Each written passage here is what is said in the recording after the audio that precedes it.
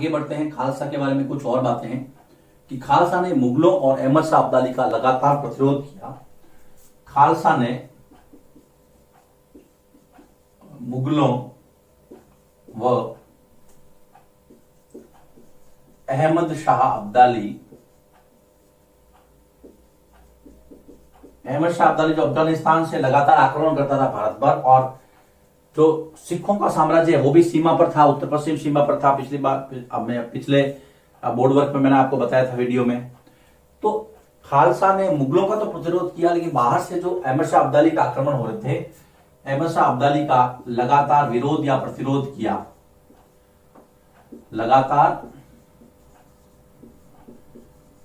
विरोध किया, चुकने वाले नहीं थे वो। 18वीं शताब्दी के अंत तक सिखों का जो साम्राज्य है, 18वीं सदी के अंत तक सिखों का साम्राज्य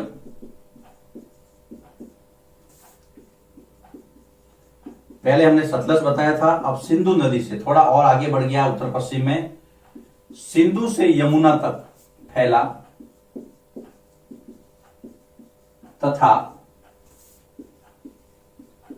ये अलग अलग भागों में बंट गए। इनकी मिसलें थी तो अलग अलग मिसल अलग अलग जगह साम्राज्य स्थापित किया, अलग अलग भागों में बंट गए।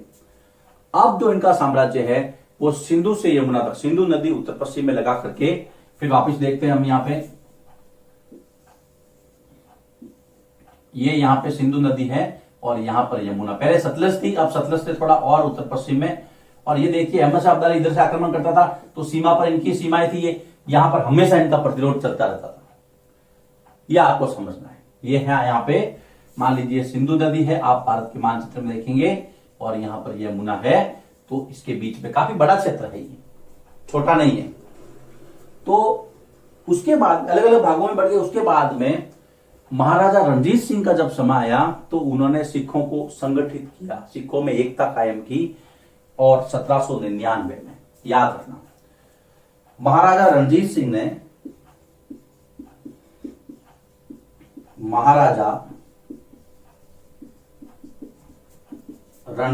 ने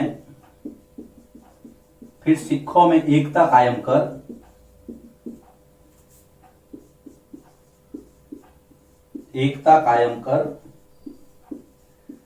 1799 में, याद रखना, 1799 में लाहौर को अपनी राजधानी बनाया। यह प्रश्न कई बार आता है। लाहौर को राजधानी बनाया किसने? महाराजा रणजीत सिंह। ये वही महाराजा रणजीत सिंह थे जिन्होंने अफगानिस्तान के शासक से कोहिनूर हीरा वापस लाया था। चलिए आगे चलते हैं। अब हम बात करते हैं मराठों की। सिख यहां पे पूरे हो जाते हैं। मराठे दक्षिण भारत की एक महत्वपूर्ण ताकत, और शिवाजी महाराज की जय। शिवाजी महाराज को कौन नहीं जानता है। चलिए इसको पहले हम देख लेते हैं वापिस, कि खालसा ने मुगलों और अहमद शाह अब्दाली का लगातार प्रतिरोध किया। 18वीं शताब्दी के अंत तक इनका जो साम्राज्य है वो सिंधु से यमुना तक फैल गया था, और उसके बाद में रणजीत सिंह जी के समय में इन्होंने फिर एकता कायम की। 1799 में लाहौर को अपनी राजधानी बनाया। ओके, आगे चलते हैं। अब हम बात करते हैं मराठे। ये मैप, इसको आगे काम में लेते हैं। ये दक्षिण भारत है। मराठे यहां पर महाराष्ट्र से अपनी ताकत जो है वो उन्होंने लगभग पूरे दक्कन के स्वामी के रूप में जाने लगे। दक्षिण भारत, दक्कन के स्वामी। मराठे एक ऐसी ताकत थी जिन्होंने मुगलों का लगातार प्रतिरोध किया और हार नहीं मानी। बहुत परेशान किया मुगलों का लगातार प्रतिरोध, या तो राजस्थान के मेवाड़ सिसोदिया वंश ने किया था, या फिर मराठा ने, है ना। इसीलिए कहते हैं जय शिवा सरदार की और जय राणा प्रताप की, एक उद्घोष चलता है। देखिए यहां पर जो दिया है हम उसी को पढ़ेंगे। मराठों में सबसे महत्वपूर्ण नाम है शिवाजी का, वीर शिवाजी का। तो शिवाजी ने, इनका कार्यकाल 1627 से 1680।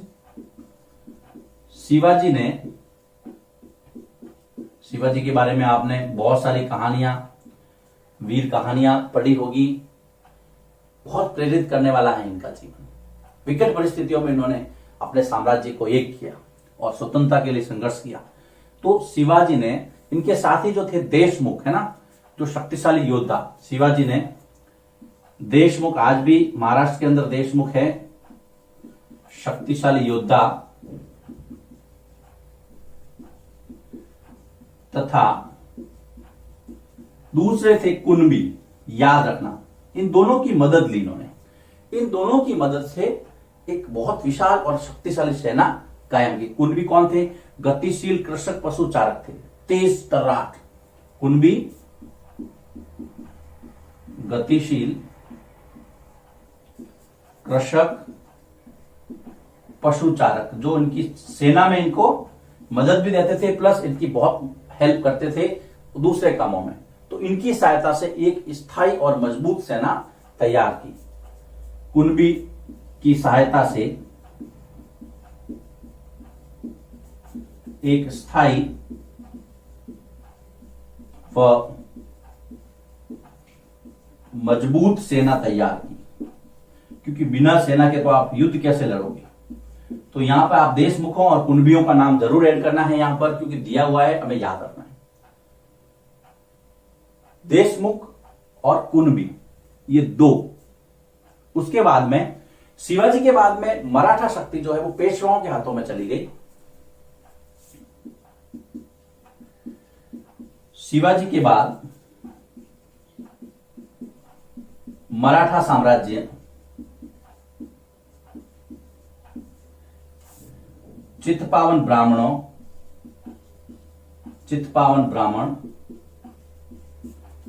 पेशवाओं के हाथों में चला गया।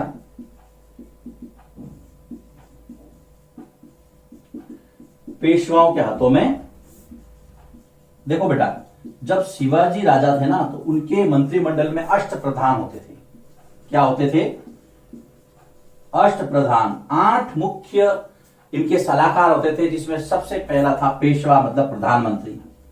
राजा के बाद में उसका महत्वपूर्ण स्थान था पेशवा, प्रधानमंत्री, याद रखना। शिवाजी के जो अष्टप्रधान थे उसमें पेशवा सबसे पहले आता है। पेशवा है, सुमंत है, दबीर है ना, अलग अलग है। अभी हम इसके अंदर नहीं जाएंगे क्योंकि सिलेबस डिमांड अब से इतना नहीं करता है। तो पेशवा जो है वो शिवाजी के बाद में फिर उन्होंने साम्राज्य को अपने हाथों में लिया। ब्राह्मण थे वो, चित्पावन ब्राह्मण थे, और उन्होंने पुणे को अपनी राजधानी बनाया, तथा इन्होंने पुणे को अपनी राजधानी बनाया, याद रखना, पुणे को राजधानी बनाया। चलिए फिर आगे बढ़ते हैं। उसके बाद में मराठों ने मुगलों के साथ छापामार युद्ध पद्धति अपनाई, गुरिल्ला जिसको बोलते हैं। मराठों ने गुरिल्ला, छिप करके आक्रमण करना या छापामार युद्ध पद्धति अपनाई। छापामार युद्ध पद्धति, छापामार में क्या होता है बेटा कि छिप करके आक्रमण करना और दुश्मन को ऐसे इलाके में ले जाना जहां पर उसको कोई खबर नहीं हो, उस इलाके की कोई खबर नहीं हो, पता नहीं कहां से आक्रमण हो जाए। इसलिए तो लोग भागते थे सारे मुगल इनसे। देखिए वापस एक बार इसका रिवीजन ले लेते हैं। मराठे